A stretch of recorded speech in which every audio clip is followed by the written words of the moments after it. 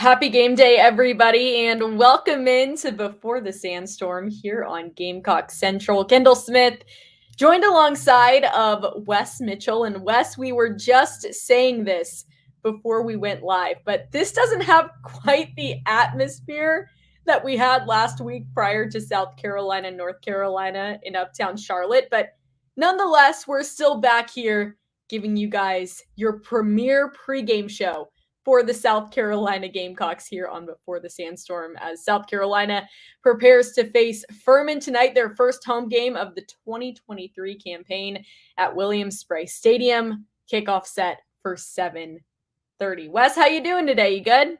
I'm good. Yeah, we're hey, at least we won't have our computers cutting off in the middle of the show, overheating, all that stuff. But the atmosphere, like you said, I'm in an office that is very poorly lit right now. You're in a hotel that's not much Very better. poorly lit. Yeah, so I don't know. Hopefully we have some good content for what we have to say for the people as South Carolina moves ahead to week 2. South Carolina Furman tonight, 7:30, Williams-Brice Stadium. Right now, some decent games on. I'm watching Colorado, Nebraska. I think NC State, Notre Dame. Buffalo get loose. Is that true? I wasn't watching, but I heard the Buffalo. I don't know if this is true or not. It could have just been that was a joke. We shouldn't spread rumors. I'm not spreading a rumor. I'm starting off by saying I cannot confirm or deny if this is true, but I heard the Buffalo might have gotten loose on the field for a little bit and they had to wrangle him back in. I don't know that. The Buffalo's offense has not been loose much today. However, they are currently winning 10-0 with 50 seconds to go. Nebraska's offense hasn't scored? Wow. Wow. I'm shocked and stunned. I'm sure a lot of South Carolina fans are too. Sorry about that little dig. Just had to get it in there. But Wes, hoping for a win tonight for South Carolina. Obviously, last week didn't start off the way that they wanted it to against North Carolina. So let's just start generally here on Before the Sandstorm. But what's it going to take for South Carolina to get back in the win column tonight against Furman? Yeah, I mean, I feel like it's a tired topic, but offensive line, I know South Carolina fans were talking about it all last week, rightfully so, or all this week talking about last week's game. And so, I'm curious, Kendall, to see what tweaks do we see. From what I understand, it was kind of all hands on deck at practice this week. Like, no options were out of bounds. Like they were going to try many different things to try and tweak this thing. I don't think you give up on guys after 1 week. Some of these players at tackle were making their first start at South Carolina. So you don't just give a guy a start and then say, all right, we're done with you. At the same time, the other side of that, Kendall, is you give up 9 sacks.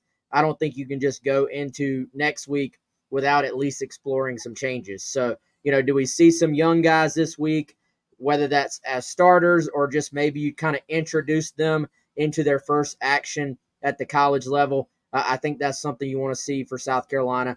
And then obviously from a big picture standpoint, I think just starting fast. Like we talk about that as a key for this program a lot.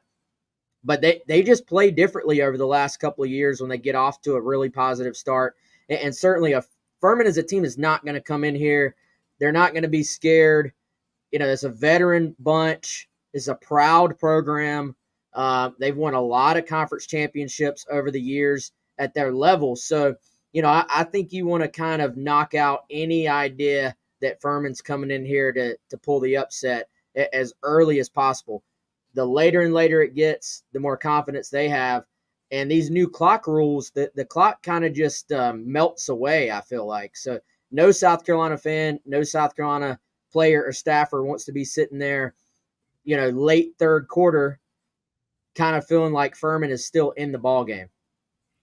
Yeah, and you talked about Furman a little bit there. I mean, this isn't just a team that's, not a Power 5 program that's coming into South Carolina that's just like, whatever, like guaranteed win. South Carolina's got this one in the bag. Obviously, South Carolina is favored in this game, but as you said right there, Furman is a very storied program. They have a lot of history. They're a good team, and there's no, ifs, ands, or buts about it. They are a good team. So you gave us a little bit of a scouting report there, and obviously it's important that South Carolina does start off fast because you talked about maybe getting some of those younger guys to play this week, and an easy way for some of those younger guys to get in the game is for South Carolina to get off to that fast start, build kind of a nice little cushion there for a lead, and see what some of your other guys have got. But for you, Wes, you gave a little bit there.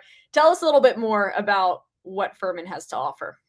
Yeah, I think it starts with Tyler Huff. It's not a one-man show by any means because, you look, and I went back and looked at like the preseason all SoCon list, and the first two teams are just littered with Furman guys.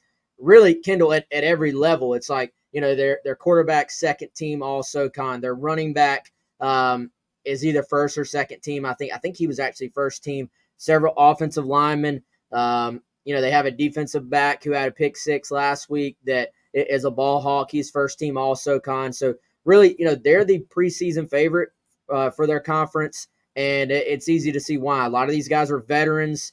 They got multiple dudes who have played double-digit snaps or double-digit starts in their career at Furman. So, anytime you face a veteran team like this, especially if we do see some of these young guys for South Carolina, to me, that's a storyline here. They're going to run the football. Furman is. They have a quarterback who, as Gamecock Chuck points out, he can run the football as well. He was one of their top rushers last year. Very gritty, veteran guy. He's going to complete a lot of kind of underneath passes. They're going to kind of dink and dunk South Carolina. Frankly, this is one of those games where if you're a South Carolina fan, it's probably going to be annoying to watch. Like, they're just going to try to get 3 and 4 yards, move the chains, stay on the field, and keep that clock moving. This is a game for South Carolina. If you look at it from a matchup standpoint, Carolina's defense on the field, Furman's offense on the field, you've got to start creating some of those negative plays we didn't see last week. You got to be disruptive. You got to knock the ball out a couple of times, but really you want to put Furman in a few 2nd and 13s. It seems like last week, North Carolina, at absolute worst, they were in like 2nd and 10. South Carolina's sitting there in 2nd and 16, 2nd and 17 after sacks or negative plays. So you got to get Furman off schedule. If they do that, then the defense should have a good day. If they don't, then it's going to be one of those just slow burns where Furman stays on the field, makes a lot of first downs, and annoys what will be a sold-out Williams-Brice Stadium here tonight.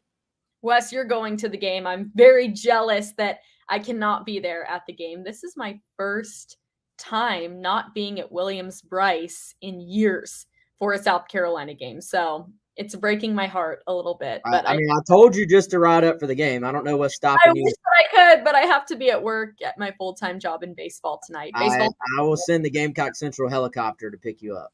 I would love nothing more than to be there at that game. But I hope that everyone that's going has a great time. They bring the energy, they bring the noise, because Wes, we throw this term around sometimes when it comes to big time matchups, but this truly is a must win game for South Carolina. We hate to say that phrase. You saw my face. I hate that phrase. I know you don't like that phrase, but in my opinion, this is an absolute must win if you're South Carolina, especially considering what you have coming up with Georgia and Mississippi State and then Tennessee. Like, things certainly don't get any easier if you're the Gamecocks. So you need to head into next week's game having the confidence of winning this week against Furman, so on and so forth. That will trickle into other games throughout this season. But I think it was interesting because last week we did see a lot of action from Dakarian Joyner, quite a bit happening with the run game for South Carolina in terms of the play calling. I'm not saying that the run game was good last week, but there were, a lot of plays that the Dow Loggins went with that relied on Dakarian Joyner or some of the other running backs.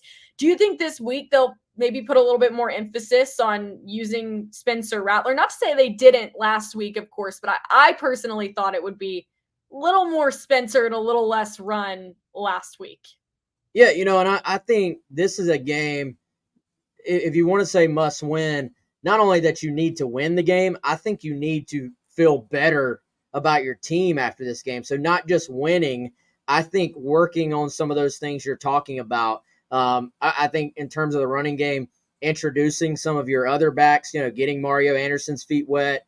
Obviously, we saw Juju McDowell some last week, getting DJ Braswell, the freshman, getting his feet wet. I think early on you do probably put this game on Spencer Rattler, Xavier Legette, Juice Wells is supposed to play.